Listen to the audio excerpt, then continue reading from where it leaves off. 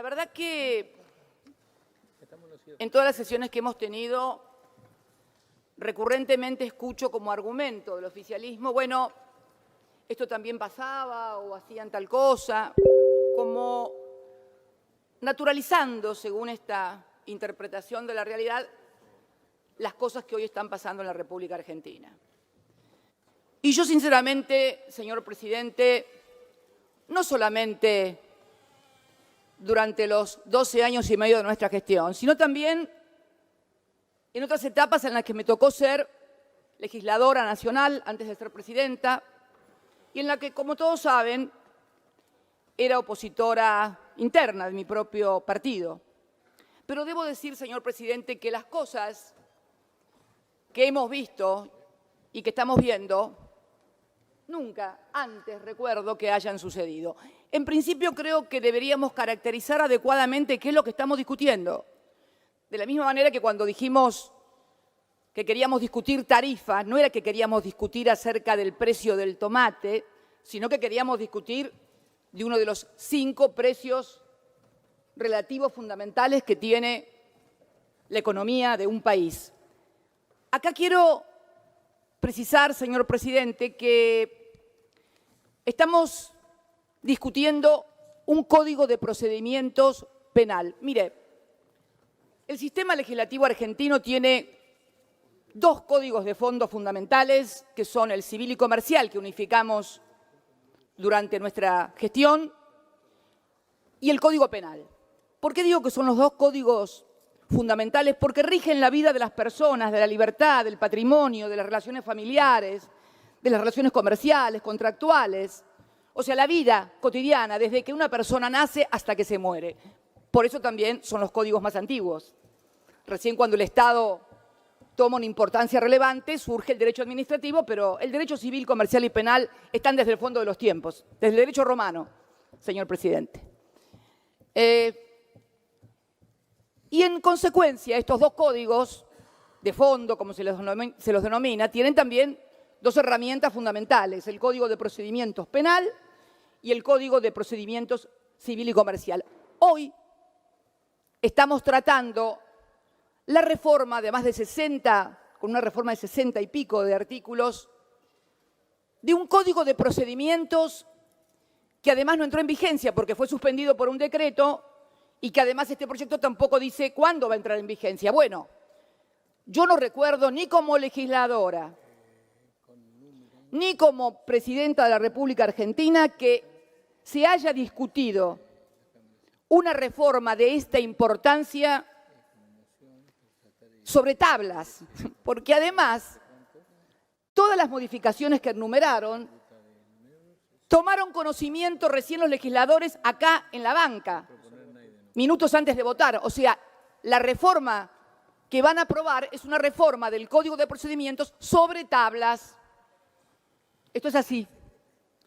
Y yo quiero recordar que esto nunca pasó en la República Argentina, porque mire, el debate en la comisión bicameral, cuando se produjo la fusión de los códigos civil y comercial, la discusión en la bicameral duró 4 meses, 4 más allá de todas las audiencias que recorrieron el país, más allá de las innumerables audiencias con legisladores, con juristas, con académicos, en fin.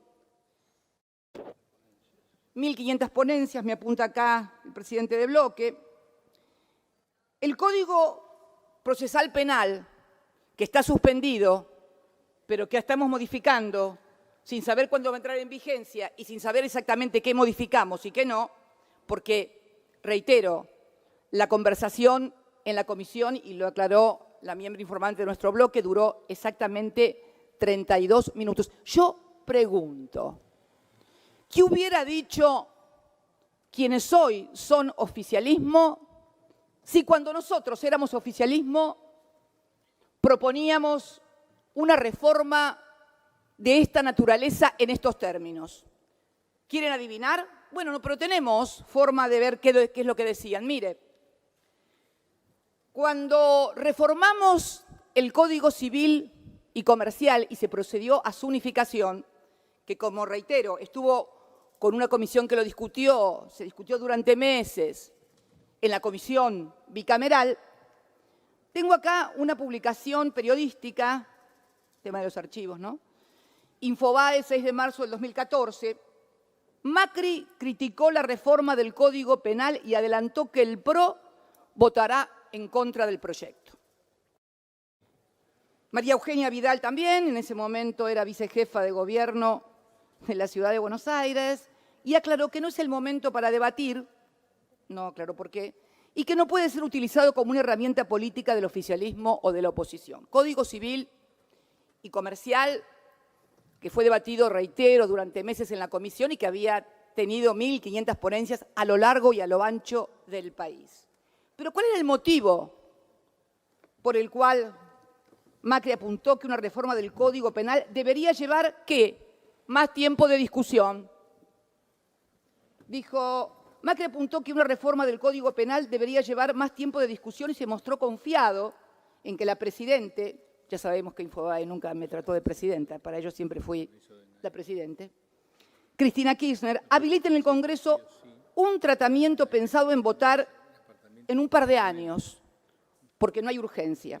Así que, reitero, no es cierto que siempre pasaron las mismas cosas. Es la primera vez que vamos a tratar y aprobar, si es que no se reflexiona acerca de lo importante que es que códigos de esta naturaleza tengan un amplio consenso y no sean objetados. También se habló que, bueno, alguien minimizó el hecho de que organizaciones no gubernamentales, ONGs, hayan objetado esto. Todos recibimos las objeciones, que precisamente no son tanto las objeciones al contenido, sino a la premura también en la votación, en la falta de discusión.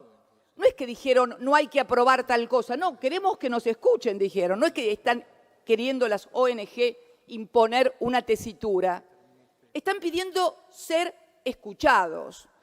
Y es cierto lo que señaló un senador acerca de que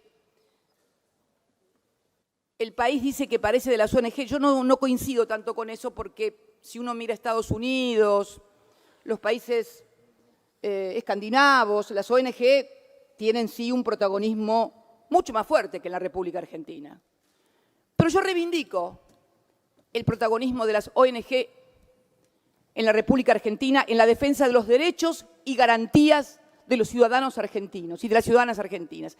¿Sabe por qué? Porque es cierto que no tendremos la proliferación de ONG que hay en Europa o en Estados Unidos, pero tenemos algunas ONG que han marcado historia en la República Argentina y en el mundo, señor presidente. Las madres de Plaza de Mayo, las abuelas de Plaza de Mayo son técnicamente ONG.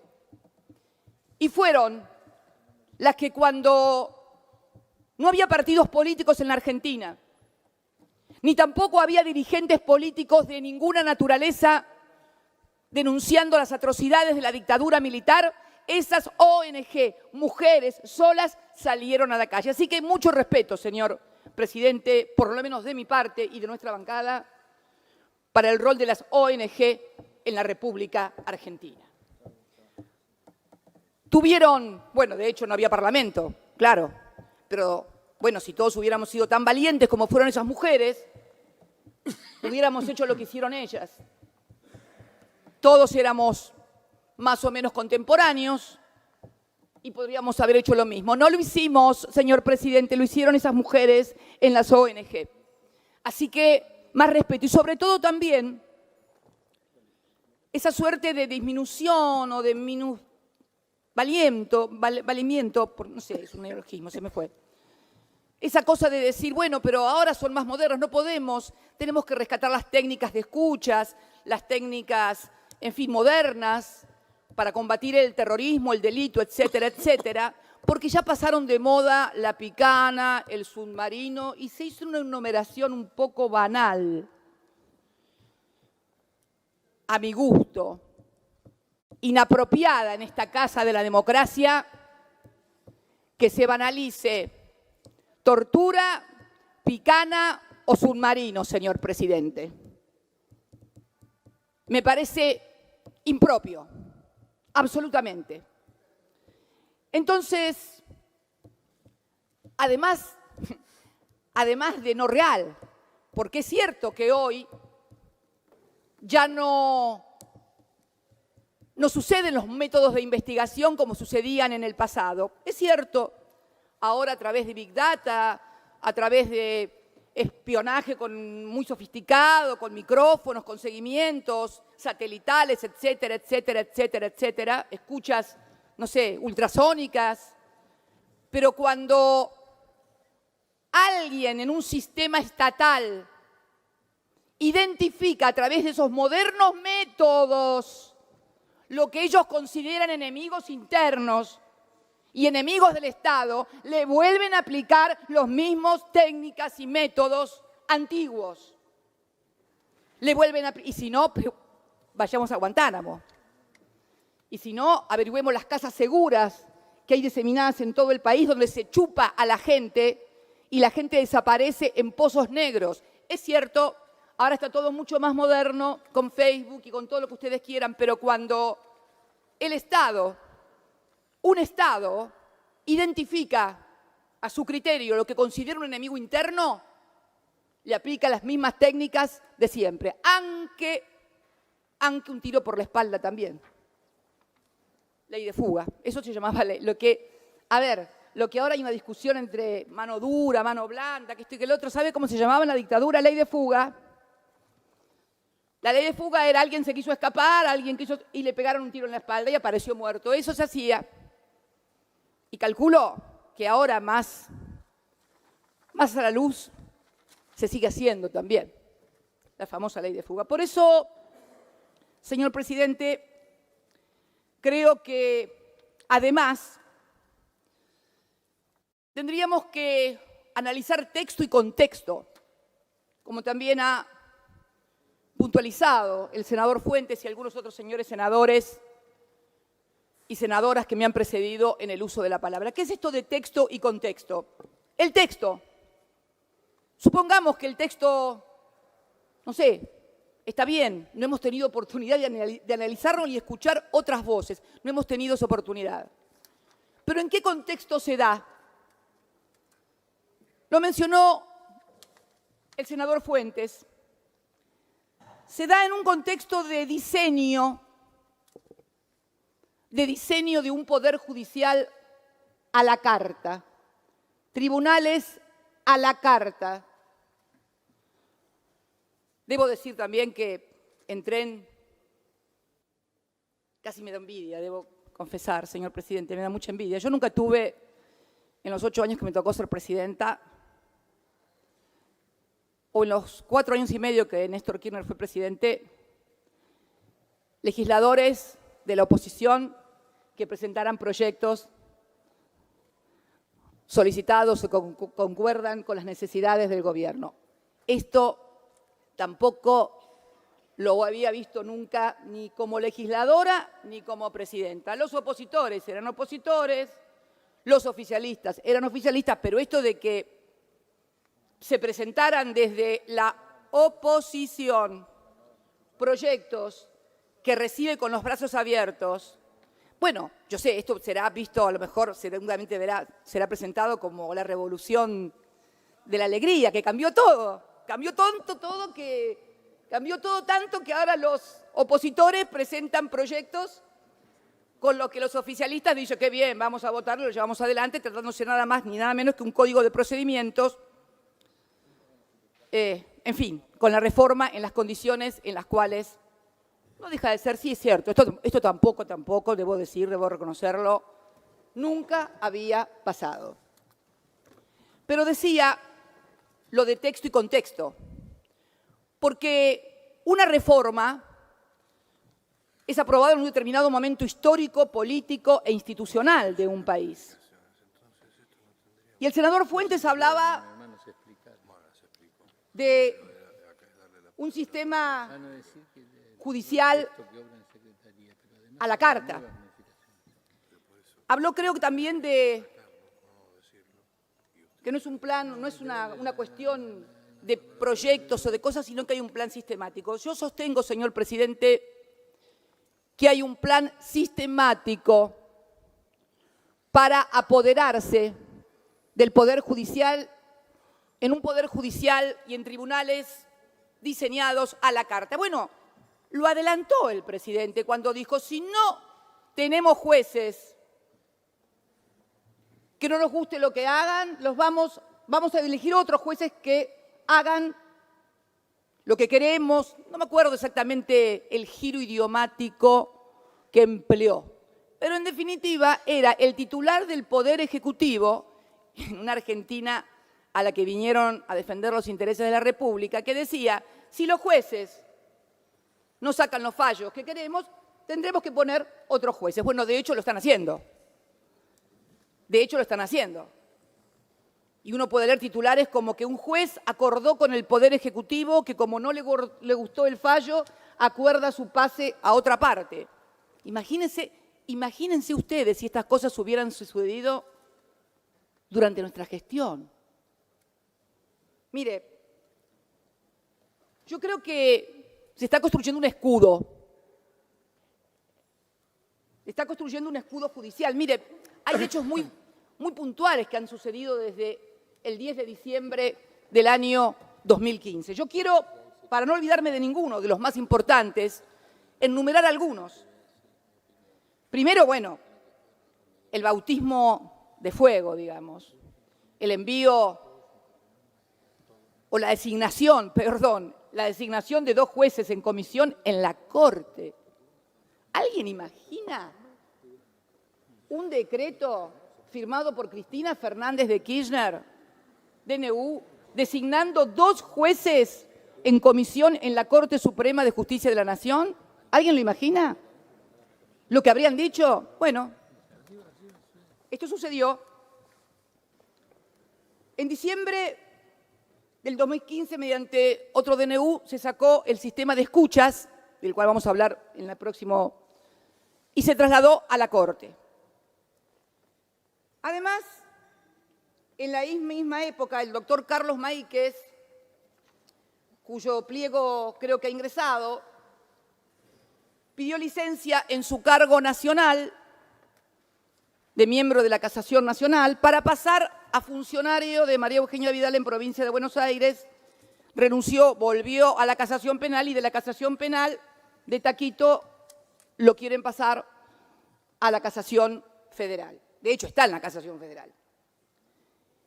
En febrero del 2016, Tonelli, el oficialismo a través del diputado Tonelli, le arrebata el lugar al Frente para la Victoria con motivo de que la senadora Anabel Fernández Sagasti debió renunciar como diputada porque había sido electa como senadora. Ese lugar le correspondía al Frente para la Victoria, concretamente al diputado Marcos Clery. Pues bueno, ahí está Tonelli y ahí están los innumerables recursos y medidas cautelares que se pidió para la restitución del legislador Clery. Bueno, durante el año 2016 comienza el Festival de Escuchas Telefónicas, que me tienen como estelar protagonista en la República Argentina. Dígame, ¿alguien recuerda en democracia, en dictadura, en lo que se les ocurra, un festival de escuchas sobre una expresidenta constitucional? ¿Qué hubiera pasado si durante la gestión de Kirchner o de quien habla hubieran aparecido escuchas de la Rúa, de Duhalde, de algún otro señor senador que supo desempeñar la primera magistratura también durante 2 periodos y que hoy forma parte de este cuerpo? Madre de Dios, creo que hasta los propios míos, o entonces míos o nuestros, me hubieran interpelado y me hubieran ido a zapatear el escritorio por el escándalo, el papelón y el bochorno con la oposición. No se podría. Bueno, no, pasó. Y sigamos. En el mes de octubre, el Congreso, este cuerpo también, sancionó la ley famosa de fortalecimiento democrático de los tribunales, donde, como por arte de birlicoque, un TOC se transformaba en TOF. TOC-TOF era. TOC-TOF. O sea, gente que había sido concursada, nosotros votamos en contra, el gobierno de diputados, y ahora la Corte declaró no inconstitucional, porque creo que no se animaron a declarar la inconstitucionalidad, en un ejercicio de la acordada 4, ratificada, no como dijeron los medios de difusión, cambiada, totalmente diferente, la 7. 4 y 7 consagran el inciso 99, inciso cuarto de la Constitución Nacional como el único método para nombrar jueces, que es, como lo prescribe este artículo, y que es, tienen que concursar, tienen que ser ternados y tienen que recibir la aprobación de este cuerpo, cosa que Maíquez obviamente no la tiene. Todavía. Bien, sigamos. En el 2016, también en diciembre, justamente antes de que comience el periodo para las elecciones de medio término, se trasplanta un juez, el juez Culota, que era, quiero recordar de qué jurisdicción, de 3 de febrero, lo trasladan a el juzgado Federal de La Plata con competencia electoral que había ocupado el doctor Blanco. ¿Imaginan ustedes? Y además, Culota, compañero de esa cantera, ese semillero de dirigentes y pensadores argentinos, que es el cardenal Newman. ¿Ustedes imaginan si yo, por ejemplo, yo no fui al cardenal Newman, porque creo que es de hombres nada más, ¿no? Sí, ¿no? Yo fui a un colegio religioso de chicas, La Misericordia. Hay abogadas también recibidas ahí. ¿Ustedes imaginan si yo hubiera trasplantado una abogada, un juez recibido, o una jueza sería en este caso, recibida en el colegio secundario a la que yo iba para ponerle el principal distrito electoral en vísperas de las elecciones que el mismo oficialismo definía como fundamentales? Bueno, sucedió.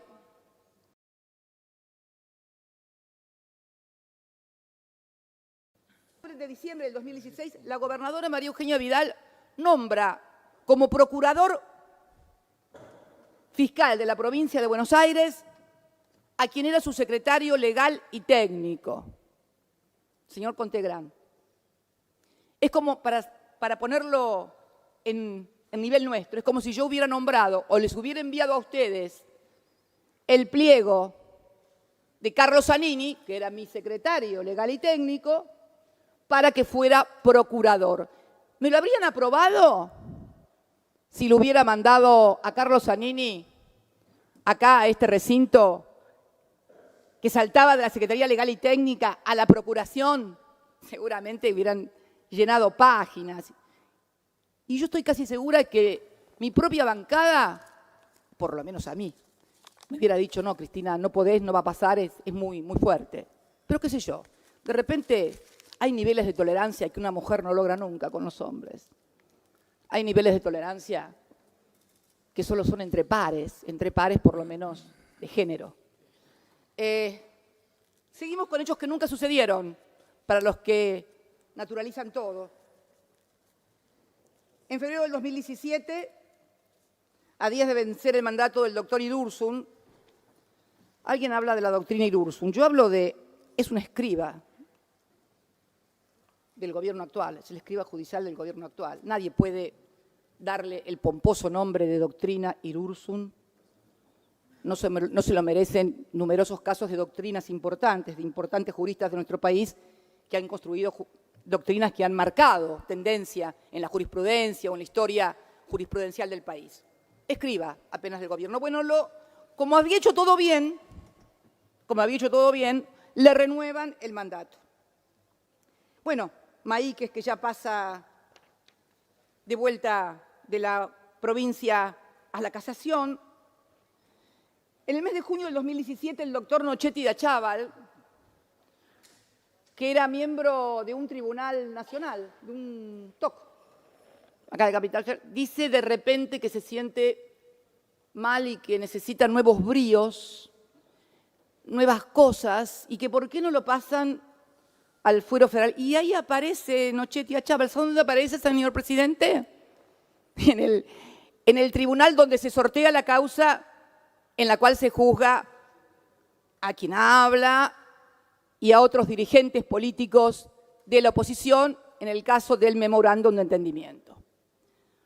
juntamente con la esposa, porque se transforma ese tribunal, que era Toc. ¿A qué no saben quién estaba en ese tribunal? Una señora, muy bien, género, importante, mujeres en el Poder Judicial. ¿Sabe quién era? La esposa de Recondo. ¿Vio Recondo el que mencionó el senador Fuentes cuando contó la experiencia de Sertal? Cuando van todos, y además todos saben que Recondo también era un feroz opositor nuestro que utilizó políticamente ese lugar para tener sus votos en el Consejo de la Magistratura, lo cual no está mal. Por si todo esto fuera poco para ver el contexto, hace pocos días en la sesión pasada, dos de nuestras compañeras de bancada y también el senador José Mayans rechazaban y repudiaban la intervención del Partido Justicialista, hecho por la jueza electoral con competencia aquí en Capital también. Y la verdad que decían las compañeras, el compañero, el principal partido de la oposición. No es solamente el principal partido de la oposición, es el principal partido de la República Argentina en términos numéricos. Pero además, claro, es el principal partido de la oposición intervenido. ¿Alguien imagina si durante la gestión de quien habla como presidenta o de quien fuera mi compañero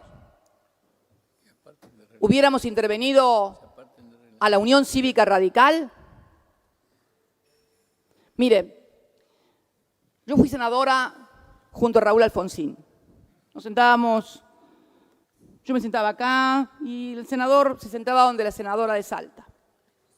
Nunca le dije senador, por supuesto, para mí siempre fue el presidente Alfonsín, obviamente.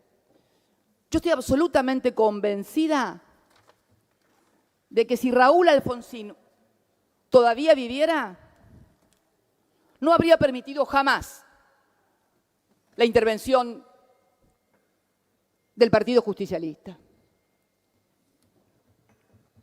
Y no solamente por demócrata, no solamente por ser un hombre que creía en lo que decía, sino esencialmente porque tampoco va a ser bueno para este gobierno, cualquiera sea el resultado de esa intervención en la Cámara Electoral, no va a ser nunca bueno para el sistema. Los que crean que con estas picardías y con estas cosas se perjudica a quien puede ser el competidor más fuerte del oficialismo actual, siempre gobiernos de la naturaleza del actual, con las medidas que toma el actual gobierno, con las profundas consecuencias sociales, políticas y económicas que esto va a implicar, siempre va a generar una oposición. No sé de qué orientación o de qué signo, pero es dialéctico, señor presidente. No hay posibilidades de que el sistema se suicide llevando hasta el extremo las cosas. Es historia eso, además, en la República Argentina. Y decía entonces que recordaba las palabras del senador Fuentes en cuanto al diseño de un poder judicial a la carta. Escuchaba la intervención también del senador Rodríguez Sá acerca de las garantías, del juez natural, en fin, de todo lo que se ha construido en la República Argentina a partir de 1983, el advenimiento de la democracia. Y la verdad que este plan sistemático tiene para mí tres claros objetivos, porque no hay plan sin objetivos. No es el poder por sí mismo. Siempre todo plan político tiene objetivos. Y acá hay tres grandes objetivos porque uno lo puede ver a diario, cotidianamente, señor presidente. Y yo diría que son tres: impunidad, legalidad y persecución y proscripción. Impunidad porque está claro que se quiere lograr que lo que conocemos a diario y nos enteramos todos los días pueda ser enseguida solucionado por el juez de turno. A ver, la causa del correo. 74.000 o 75.000, dicen otros, millones de pesos que debe la familia del presidente al Estado Nacional. Esto no lo digo yo, lo dice una fiscal. Y lo dicen peritos que han estado en la causa, etcétera, etcétera, etcétera. 75.000 millones. Porque no pagaron la concesión del correo, que oportunamente se les concediera. Bueno, el fiscal penal que estaba investigando esto fue separado. ¿A quién se pone? Al fiscal, al inefable, inefable, yo diría, indescriptible, no se me ocurre otra adjetivación. Fiscal Polichita. ¿Quién es Polichita? Miembro de la Comisión Directiva de Disciplina, no sé qué cosa. ¿De dónde? ¿De River? No. ¿De Racing? Tampoco. ¿De Boca Juniors? Colegios, clubes de los amores. Este es el nivel institucional hoy también. Nos tocó ver en la Cámara de Diputados, en la comisión bicameral, cuando fue un ministro y mintió acerca de instrumentos privados societarios que habían tomado Estado público en la SEC de los Estados Unidos acerca de su calidad de fiduciario, de socio, de propietario, etcétera, etcétera. No pasó nada. Flybondi, Panama Papers y Paradis, y podríamos seguir, pero la segunda cuestión, y que personalmente a mí creo que es la que más me preocupa, y que es la de la legalidad. ¿La legalidad para qué? La legalidad del ajuste. ¿Cuál es la legalidad del ajuste? La de conseguir un poder judicial que rechace las demandas de los trabajadores o de los sindicatos, que rechace las demandas de las ONG, de los usuarios o consumidores cuando van a reclamar por tarifas impagables, que consolide también el ajuste que va a significar esto que ahora está tan de moda,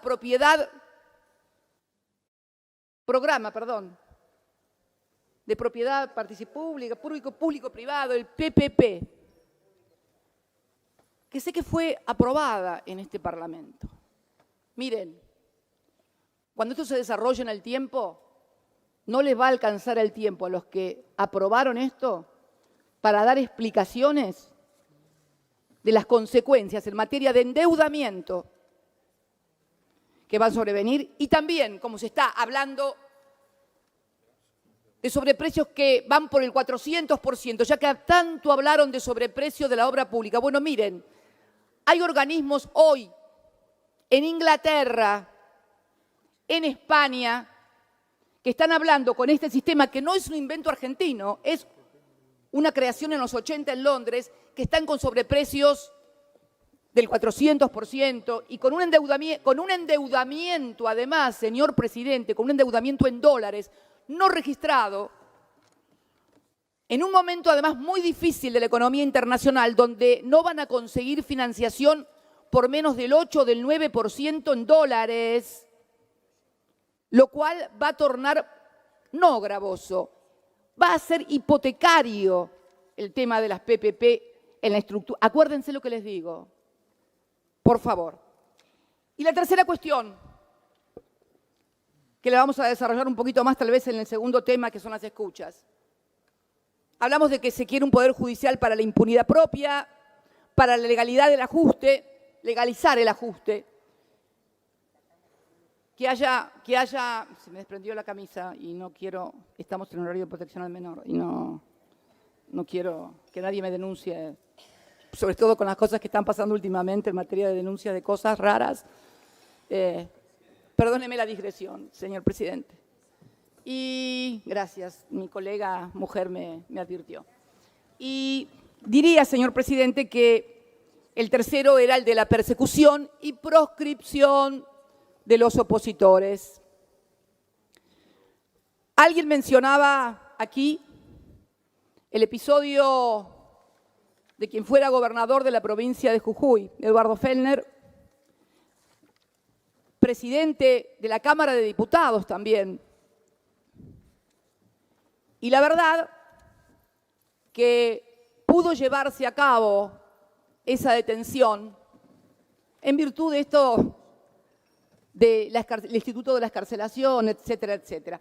Pero traía a cuento algo, mire, yo quiero ser sincera, como siempre, porque, bueno, tengo muchísimos defectos, pero nunca me salió bien mentir. Cuando fui citada por el juez Bonadío por la causa de dólar futuro, junto al exministro de Economía, Axel Kicillof, y a todo el directorio, presidente incluido, del BCRA, del Banco Central de la República Argentina. Yo sé que muchos dirigentes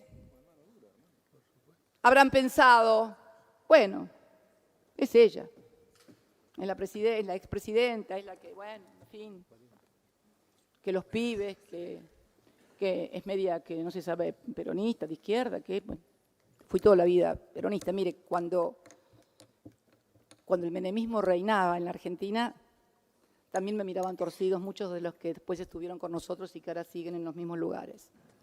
Son las cosas del poder y de la política en la República Argentina. Tampoco hay que victimizarse mucho, hay que entender nada más. Si uno entiende y comprende, las cosas suelen ser más fáciles. Pero algunos pensaron que era solamente la expresidenta. Bueno, les tengo muy malas noticias.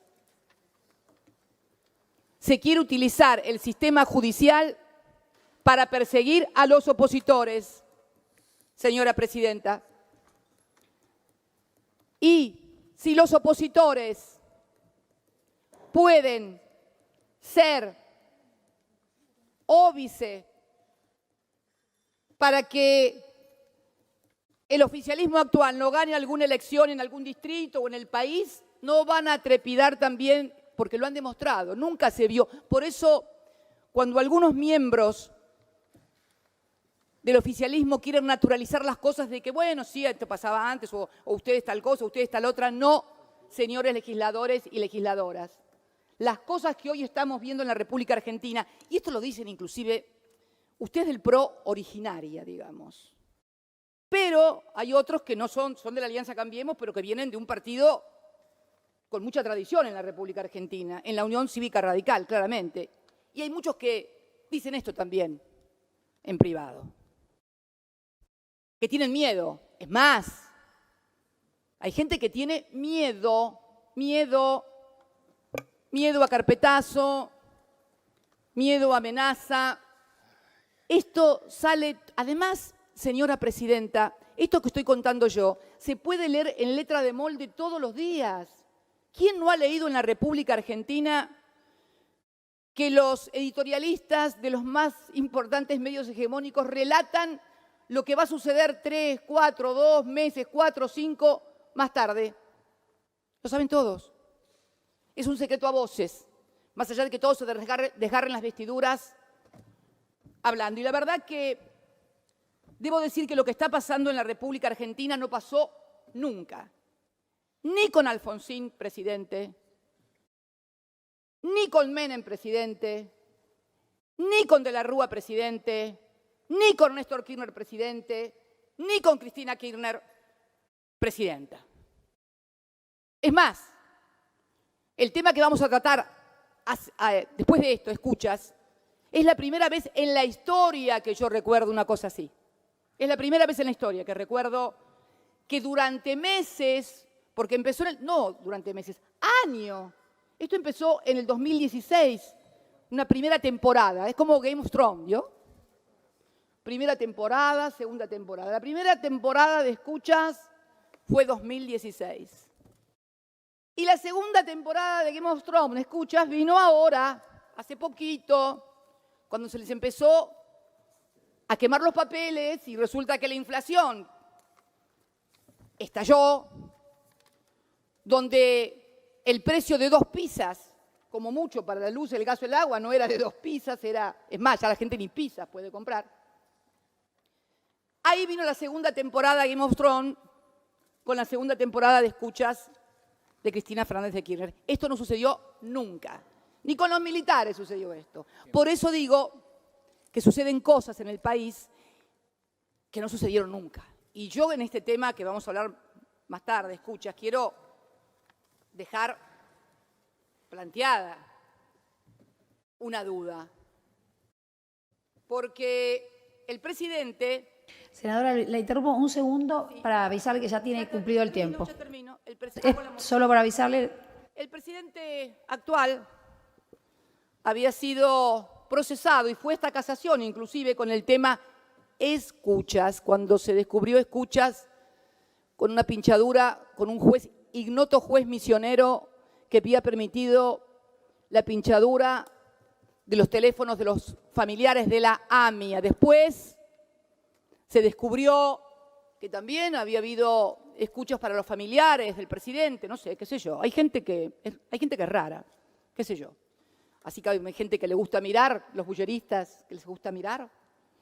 Hay gente que le gusta escuchar a lo mejor. Pero la verdad que este escándalo de las escuchas, se produce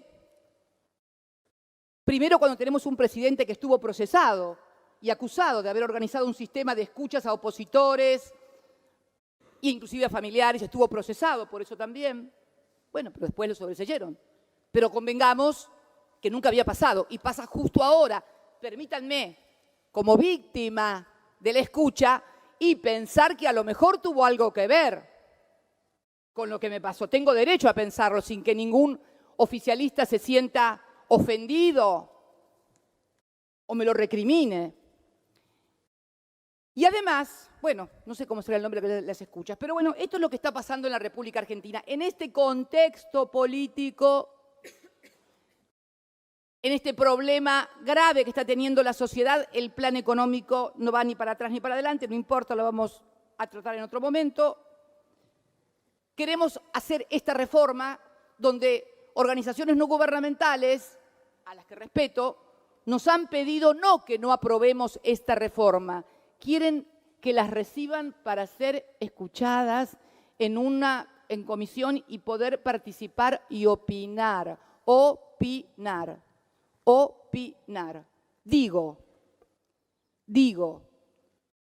si se han discutido tantas cosas y se están discutiendo tantas cosas, ¿por qué no podemos convocar, mandar esto a comisión, citar a las ONG que han pedido ser escuchadas y abordar este tema en el cual podamos opinar, no en 32 minutos, y además por allí nos van a poder explicar, porque yo tampoco lo sé, el porqué de esta reforma, el porqué de esta presentación por legisladores de la oposición, inmediatamente la aceptación por parte del oficialismo que dicen, perfecto, y no queda bien. Es feíto, señora Presidente, levanta sospechas, y levanta sospechas con razón. Por eso voy a hacer una moción de orden. Mi intención no es rechazar el dictamen. Nuestra intención es poder abordar a una reforma que sea consensuada. Por lo tanto, voy a mocionar que vuelva a comisión, es una moción de orden,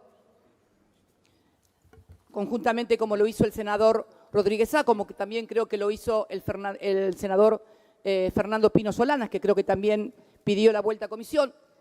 A ver, 3 bloques. Si somos 3 bloques, ¿por qué no podemos volver esto a comisión y lo discutimos allí? Y entonces nadie va a sospechar de tanta urgencia y tanto acuerdo sobre cuestiones que tienen que ver con la libertad, con la vida de los ciudadanos y ciudadanas, cuando en realidad también están pasando cosas muy graves, panazos, verdurazos, tarifazos, y nadie tiene esta premura. Es más, dejo como inquietud, qué bueno sería que esta premura y rapidez para esto del Código de Procedimientos pudiera ser para las tarifas. Les dejo el desafío, señores senadores y senadoras. Pongan la misma rapidez, el mismo esfuerzo y el mismo nivel de consenso y acuerdo para esta reforma, para las tarifas que están reventando la vida de la Senadora, gente. 45 minutos. Bueno, Muchas gracias, señora presidenta. gracias. Le agradezco que me haya excedido 5 minutos en el uso de la palabra. Muy amable.